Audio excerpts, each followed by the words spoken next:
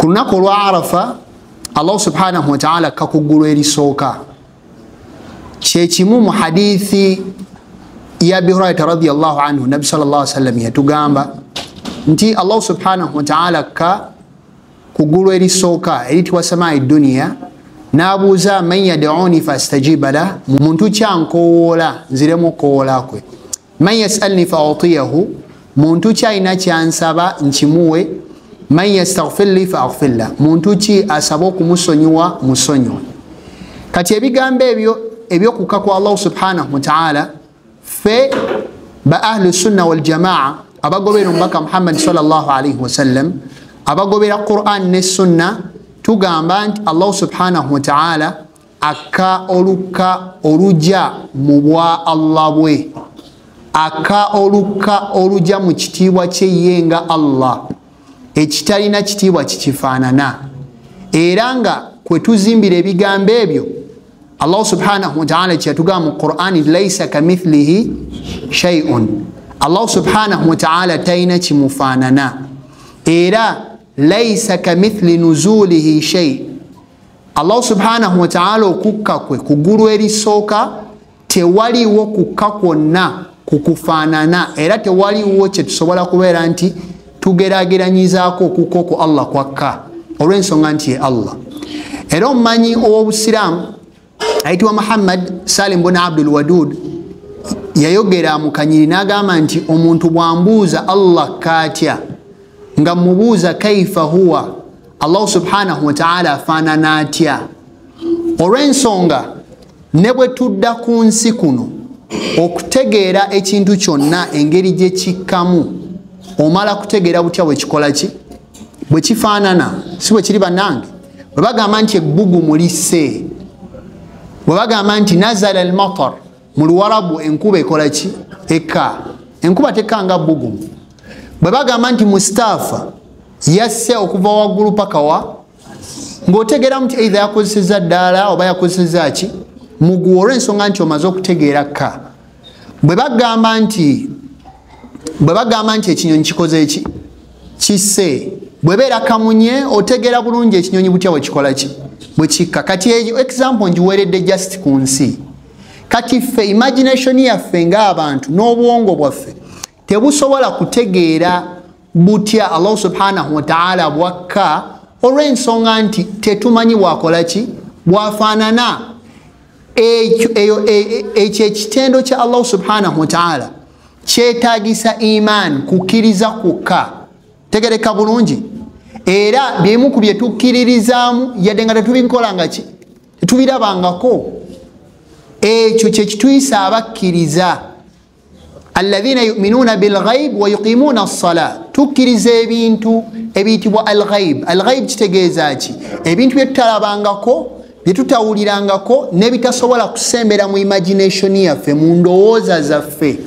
Kati Nabi sallallahu alaihi wasallam watugamba hadithi ya Abi Hurairah nti Allah subhanahu wa ta'ala ka mu kimu ekyokusatu ekisembayo ekyekiro Allah subhanahu wa ta'ala ka olujja mu kitiibwa kye yenga Allah olutalina lukka lwonna lulufaanana era tekyetaagisa kubeera nti omuntu atakula nnyo obwongo era ishikaali eyo yasinga kuwulirwa mu bantu abalina enzikiriza gye bayita ey'aba Ash'ari. Ash'ari balina ebintu ebimu bye baayawukana ku ntegeera ey'abalongoofu abatusooka tegereka bulungi naddala mu kukyusa ebitendo bya Allah. Ekibinja ekitwa ba Ash'ari bo baasalawo ebitendo bya Allah ebimu ne babikyusa nga babikyusa batya babikyusa olukyusa olusobola obisembeza ku ntegeera y'omuntu. Era bw'otunuulira omu ku baimaamu baabwe ayitibwa Al-Fakhru Razi. Al-Fakhru Razi yayogera ku nsonga ey'okubeera nga obujulizi bukontradictenze obanga bukontanye n'obwongo bw'omuntu obulowooza. Obujulizi bwa Qur'an oba sunna y'omubaka Muhammad sallallahu alaihi wasallam nga bukontanye neki ne logic. Era yaleeta ebintu ebyenjawulo nga yeebuuza tukola tutya answer eri very clear nti buli woolabanga ekintu ekisobola kusembera bulungi mu bwongo obwo naye nga Qur'ani ekyogedde tukkirizamu ekyo Qur'ani kyeba ekoze eki kyeba etugambye olw'ensonga nti Qur'ani eri beyond obwongo bwaffe bukomeke, imagination yaffe enkomeke, n'ebyetumanyi bikomeke, era omwana Adamu tasobola kugeraageranya na kuimagininga okujjako nga imagininga ebyo bye yali alabyeko, okujjako nga imagininga nga asinzirako ebyo yali alabyeko, ebyo yali akoze eki bye yali awuliddeko, si bwe kiri bannange.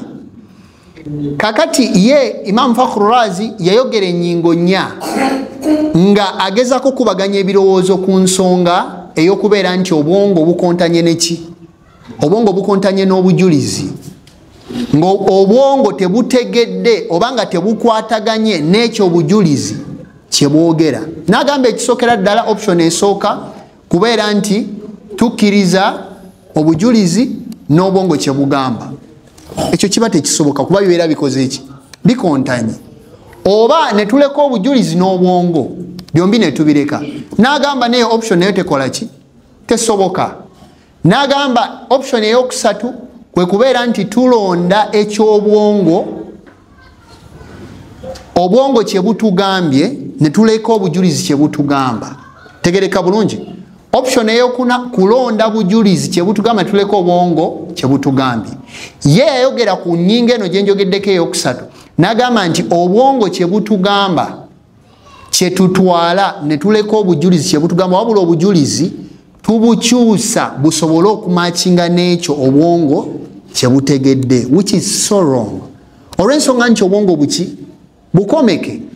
Kakati nga njagala okwogera ku nsonga era Sheikhul Islam Ibn Taymiyyah rahimahullah yawandiika ekitabo ekiyitibwa Daru Ta'arud al-Aql wan-Naql ng'agezaako okubeera nti ayogera obwongo bw'omuntu bwe bubeera nga tebutegedde bulungi oba nga bukontanye n'ekyo obujulizi kye bwogera tukola tutya, nga ansa eri emu ntugoberera bujulizi kye bukola ki, kye bwogera watali kubeera ntubukyusakyusa busobole okufitinga mu ekyo kye twagala obwongo bwaffe butegeere. Olw'ensonga nti obwongo bukomeke, ate obujulizi buno bwa Qur'an ne sunna z'omubaka Muhammad sallallahu alaihi wasallam tugamba mu luzungu they are absolute truths, mazima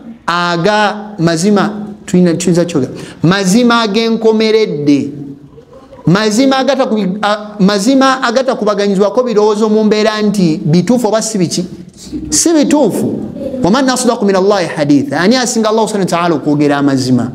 Nga kitegeeza ki bannange, amaliza ku nsonga eyo, Allah subhanahu wa ta'ala bw'atugamba ebintu byonna ebikwatagana ku bitendo bye tukkiriza nti laisa kamithlihi shay'un, Allah subhanahu wa ta'ala talina kintu kyonna kimufaanana n'ebitendo bye, laisa kamithli nuzulihi shay, n'okukka kwe Allah talina kikufaanana mu bitonde bye. Olw'ensonga nti yani ye Allah. Tugamba nti an-nuzul, okukka kwa Allah, ma'lumun, kukola ki, kumanyiddwa.